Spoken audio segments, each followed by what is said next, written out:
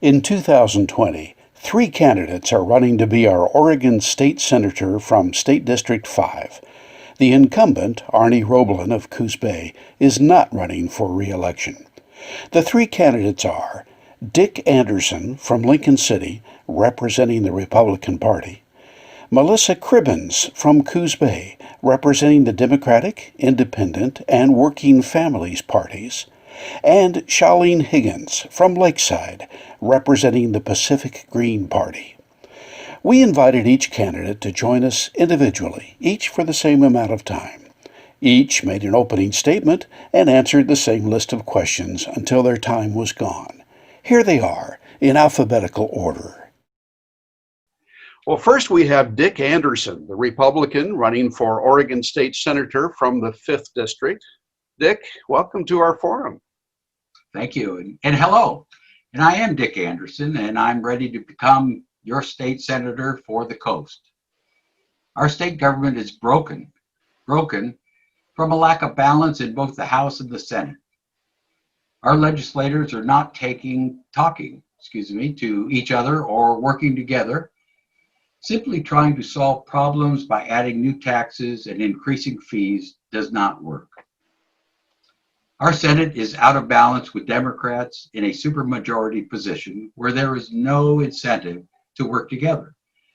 Balances on the part of the parties forces discussion, and with discussion, better policies are put forth. By selecting me into this seat, it would change the dynamics of the entire Senate chamber. The supermajority would cease, and we would get back to listening, discussing issues the old-fashioned way, and there would be no need for either party to walk out. Our state will be confronted with tough financial challenges for the next 4 or 5 years. Challenges never faced by most of the current legislators. There will be limited resources available, but rural and coastal areas need to be sure they get their piece of the pie and not falling further behind. I have the life experiences and the work experience that position me best for this job. Help Oregon by electing Anderson to Senate District 5. Thank you. Thank you. I have a series of questions that have been prepared by our forum committee. You've not seen these questions in advance. If you give short answers, I'll be able to ask as many questions as our time allows. So Okay. Here's our first question.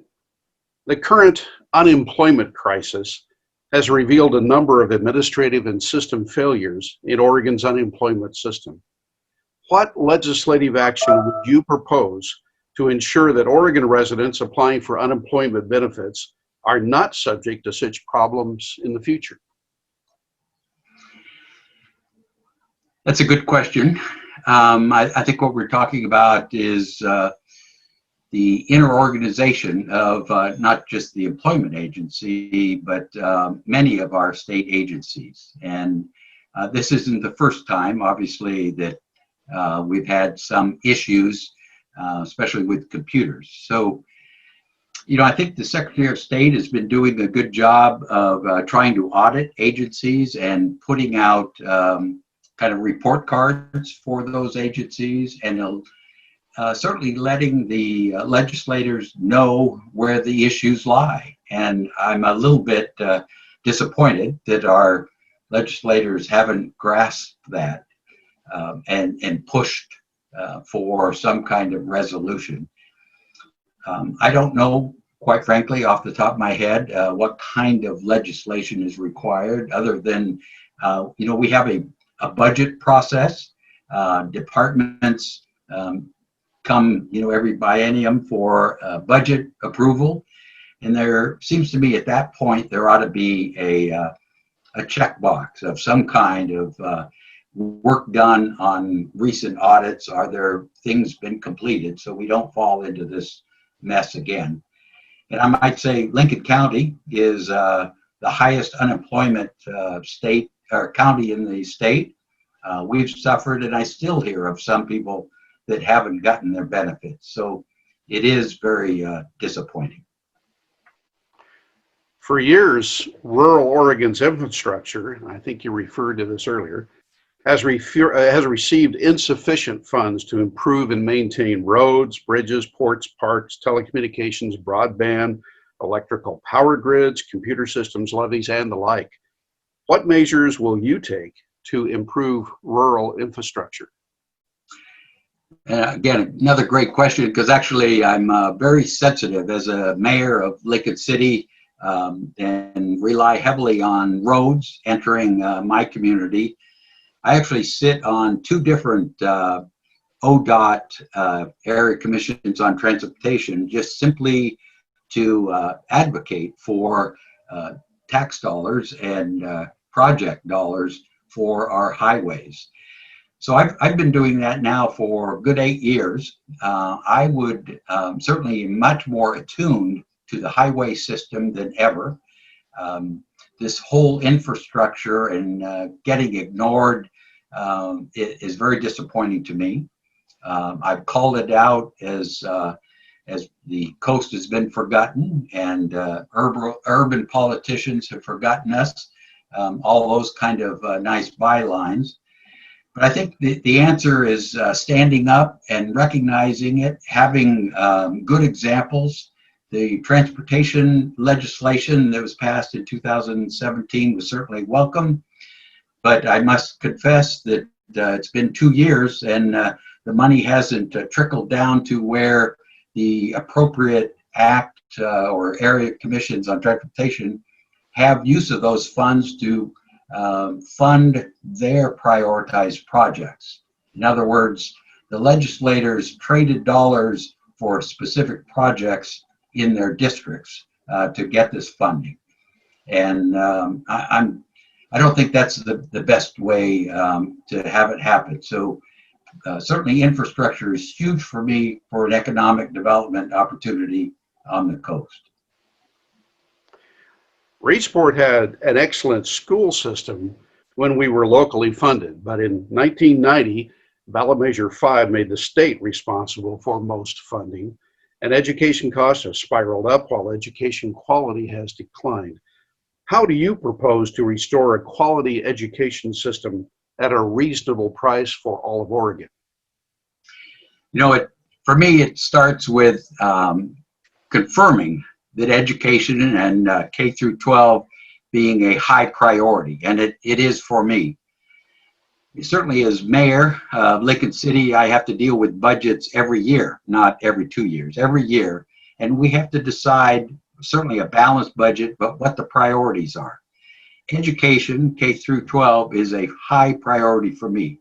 So the answer first is I would fund it first. I would not let our children be at the last, before going home, budget decision and scrap for leftovers. So funding education first would be the first and primary part.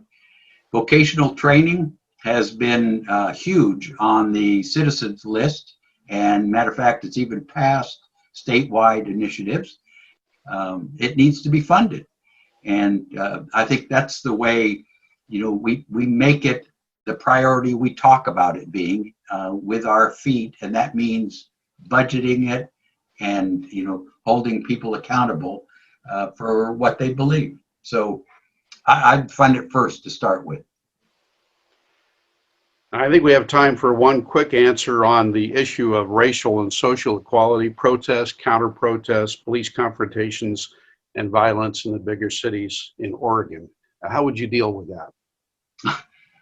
Well, I'm certainly not an advocate for defunding the police. So, we can put that aside right away.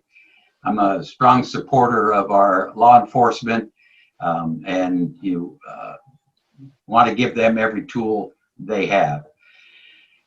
In this day and age, I find it very interesting that with COVID and the pandemic, that against the governor's executive orders, we citizens, law-abiding citizens, can't have a group larger than 10 in my county anyway, and yet Portland allows protests and mass gatherings without any apparent consequences. So, I think the answer is, we either have a law and laws for all, and, we enforce them. It's easy to put laws on the books and not enforce them, but, that doesn't accomplish what we need. And I think it's very disgraceful and, just not at all appropriate for not only our area, but our state and how we're reflected as a nation already with the noise around Portland. So You may have heard our bell go off, and that means we've run out of time. But gee, I want to thank you, Dick, and thank you so much for participating in our Reedsport Candidates Forum. yeah, I appreciate it. You've done a great job, made it easy. Great. See you later. Thanks. Thanks, Wes. Next up is Melissa Cribbins, the Democrat running for Oregon State Senator from the 5th District. Melissa, welcome to our forum. Thank you so much. Thanks for having me. And thanks for being so flexible and finding a way to do this. You bet. I wonder if you have an opening statement for us. I am happy to give you a quick opening statement. I'm Melissa Cribbins. I am, as you mentioned, the Democrat running for Senate District 5. I have been a Coos County Commissioner now for about 7.5 years. And before that, I was an attorney. And, technically I'm still an attorney, right? I'm just in recovery. And I live in Coos Bay and just, I'm really passionate about the coast. I grew up here on the coast and actually went to Coquille High School. And I'm a big advocate for the coast. I believe that we can and we should do better, and really excited about the opportunity to run for Senate District 5. Excellent. I have a few questions as have been prepared by our forum committee, and you've not seen these questions in advance. Please give short answers. We'll ask as many questions as time allows. Here's the first question. The current unemployment crisis has revealed a number of administrative and system failures in Oregon's unemployment system. What legislative action would you propose to ensure that Oregon residents applying for unemployment benefits are not subject to such problems in the future? Yeah, that has been so tough for so many of our citizens. And I've talked to a lot of people and tried to connect them with legislators that can help them get their unemployment crisis solved, because it's ridiculous to expect people to wait this long to receive unemployment. At this point, all we can do is Monday morning quarterback it and look back at what we can fix now. We need to invest money into updating that computer situation to make sure that this doesn't happen again. And we need to make sure that Oregonians that are waiting for funds are receiving funds now. We ran out of the $500 payment so quickly, and I don't even know how that necessarily was going to help a lot of people get out of the hole that they were already in. But we need to process the back claims and make sure that this doesn't happen again in the future. I'm hoping that that will all be done before January of 2021, because if not, people are going to be in a lot more hurt than they're already in.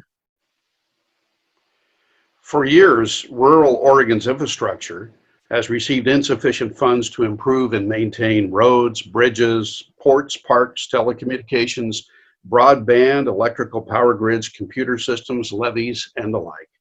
What measures will you take to improve rural infrastructure? As a county commissioner, that's a topic that I've been passionate about for the last 7.5 years, and something that I've worked really hard on. I think that if this pandemic has done nothing else for us, it's forced us to look at ways to do things that we normally do differently. Normally, if there was a bill in Salem, I would get in my car, I would drive 3 hours to Salem, I would wait an hour to testify, and then I would drive 3 hours home. It's a huge investment of time to talk for 3 minutes on a bill. And we do it because we're passionate about it and because we believe it needs to be done. But since the pandemic, we've had the opportunity to testify by phone or, over teleconference. And it makes a lot more sense. It makes us a lot more efficient in what we do. We will see, and I'm already seeing it, people choosing to come stay on the coast during the pandemic because their kids are in school virtually and they're not in the office. We need to make investments and prioritize investments in rural broadband, because that's the future of economic development for us and for the coast. We'll see more and more people deciding to move out of the cities because they don't want to deal with everything that's involved in living in the cities. And the coast is a great place to live if you can make a living here, which is what we've all learned over the years. As a county commissioner, I've worked hard on rural broadband issues.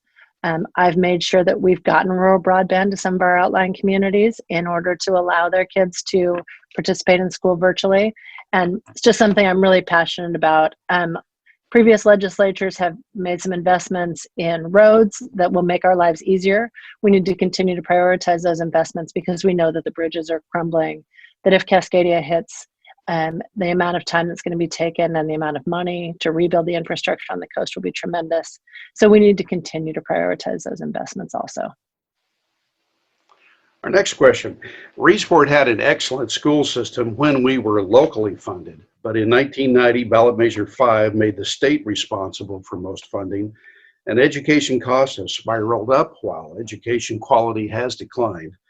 How do you propose to restore a quality education system at a reasonable price for all Oregonians?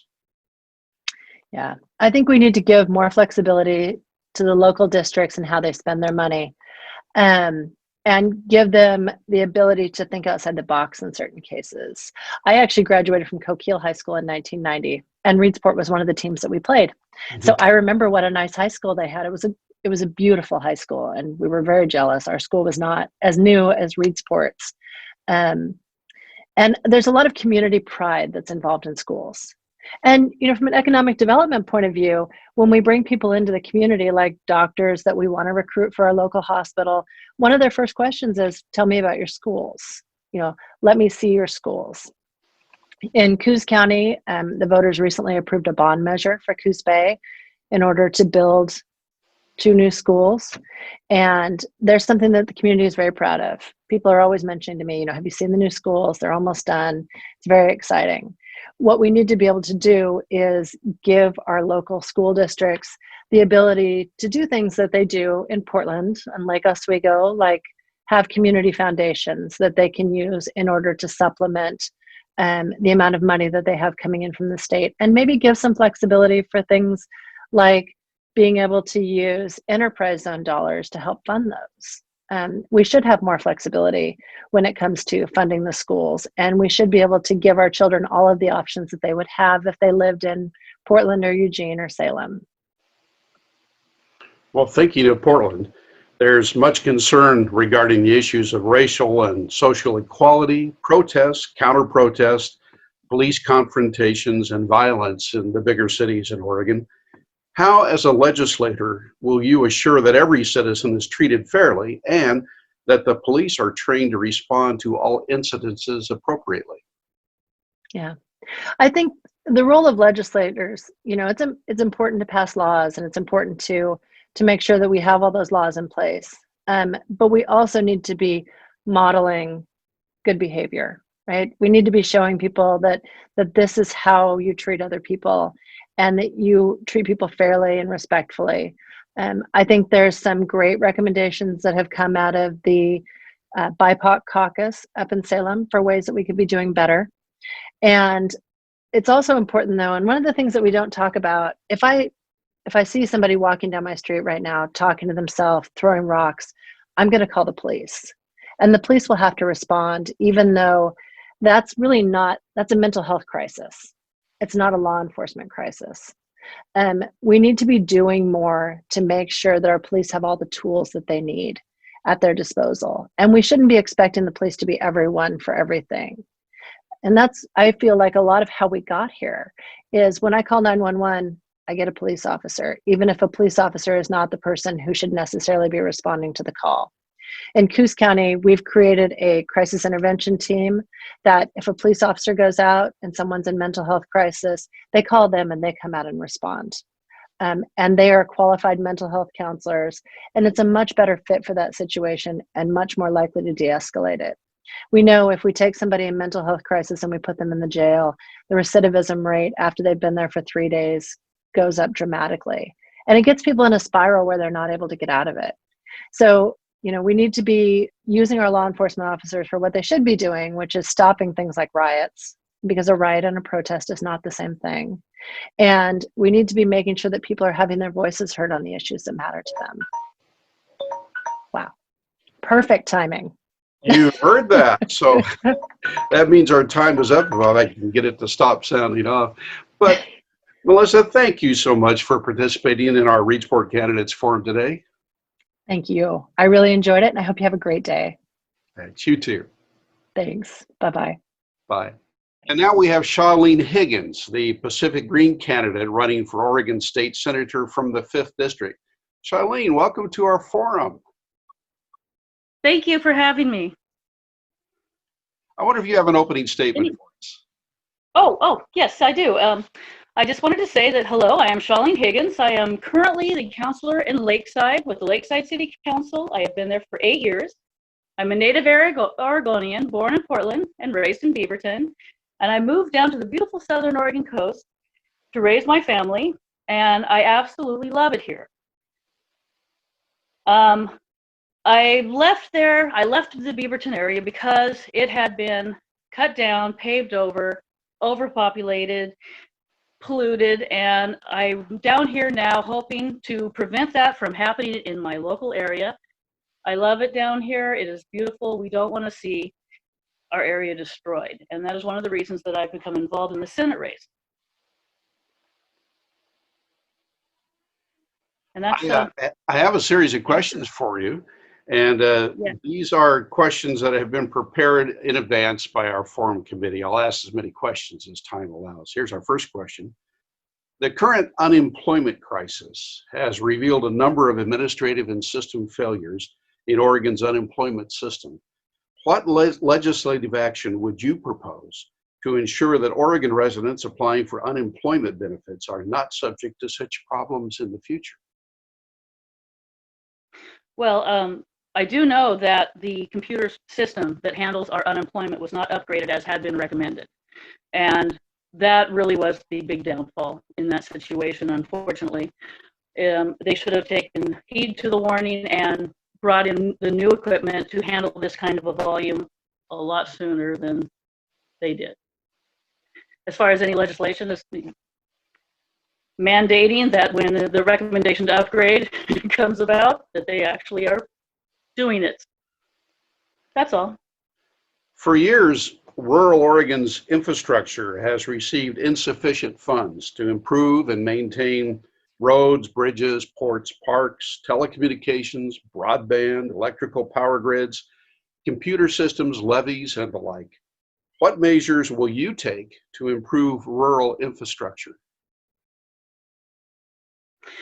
Well, of course, it's all based upon what funding is available.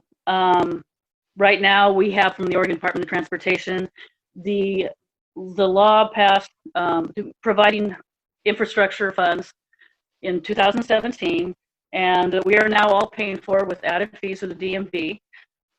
That is one source of revenue, and that is one that is now actively working on our infrastructure, and I'm very grateful for that. We have they're also working with our railroad. I'd like to see that very up and running, and it's in a very good and healthy condition. It's not there yet. We've had bridge problems. We've had collapses. We had a collapse in our lake recently from a train. But pretty much, I think it's going to have a lot to do with the funding available and where we're going to get the money. And it seems like that's beginning to come about. So as far as laws and rules, well, making sure that the money, the funds that are designated for our infrastructure aren't rerouted to another project. That's what I think is most important. Obviously, we oftentimes know that there's funding that's been slated for a certain purpose such as this, and it's diverted to other things, and we don't see it fulfilling the purpose it was originally designed for. So. Maybe in that same vein, Reedsport had an excellent school system when we were locally funded, but in 1990, ballot measure 5 made the state responsible for most funding, and education costs have spiraled up while education quality has declined.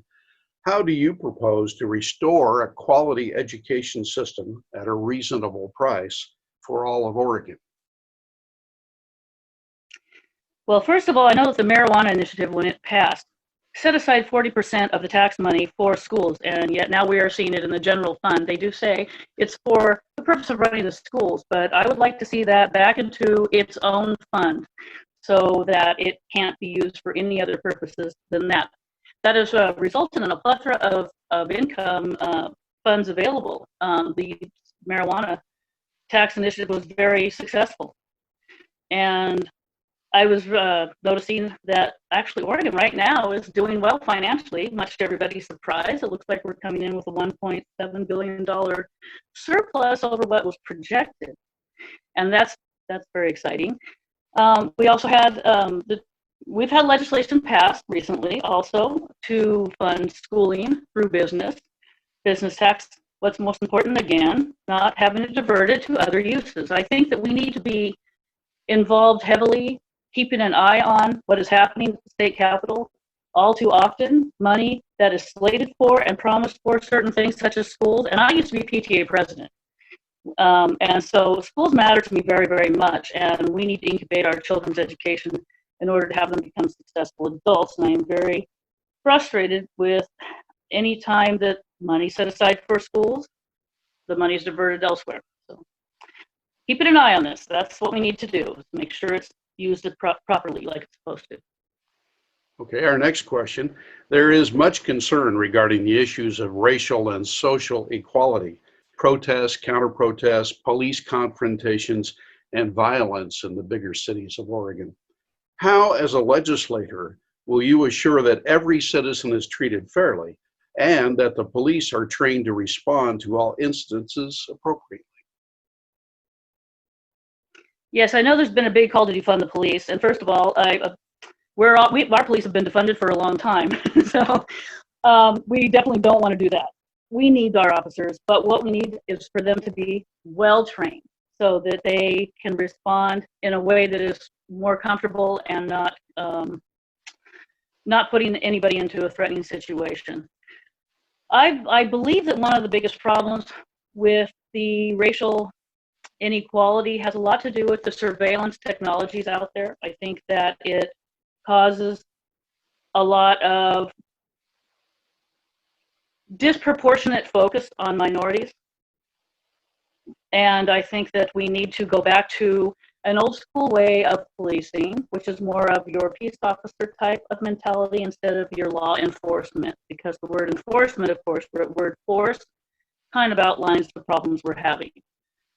And it's going to take some time.